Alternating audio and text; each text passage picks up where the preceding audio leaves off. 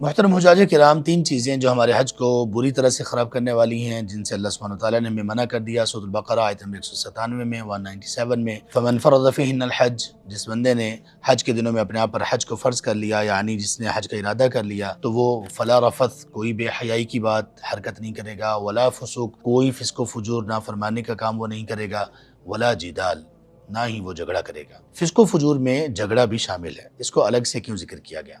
اللہ سبحانہ وتعالیٰ کی حکمت ہے اور اللہ تعالیٰ کا یہ وسیع علم ہے کہ اللہ سبحانہ وتعالیٰ کو علم تھا کہ میرے بندے جب بہت کثرت میں ہوں گے تو حج کے موقع پر جمع ہونے پر جو چیز زیادہ سامنے آئے گی حجاج کرام کے درمیان، وہ ہوگا آپس کا لڑائی جھگڑا۔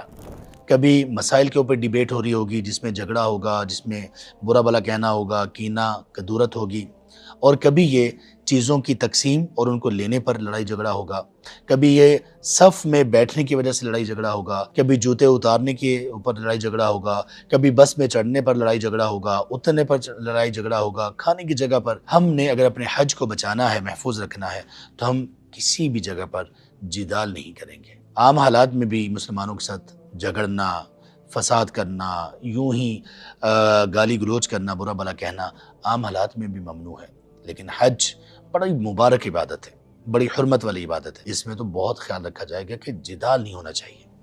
آپ جدال کریں گے، آپ کو غصہ آئے گا، دل میں نفرت آئے گی، کینہ آئے گا، پھر اس کے مطابق آپ کے چہرے پر وہ کرختگی آئے گی، آپ کے جسم میں بے چینی آئے گی، سوچ اور فکر کسی اور طرف الجھ جائیں گے، تو حج میں اذکار، اللہ تعالیٰ سے تعلق، اللہ تعالیٰ کی قربت، ساری چیزیں پیچھے چلے جائیں گی۔ اتنے پیسے لگانے کے باوجود، اتنی محنت کے باوجود، اتنی مشقت کے باوجود، آپ حج سے بجائے اس کے کہ نیکیاں اور جنت کمائیں، آپ گناہ کما کر آئیں۔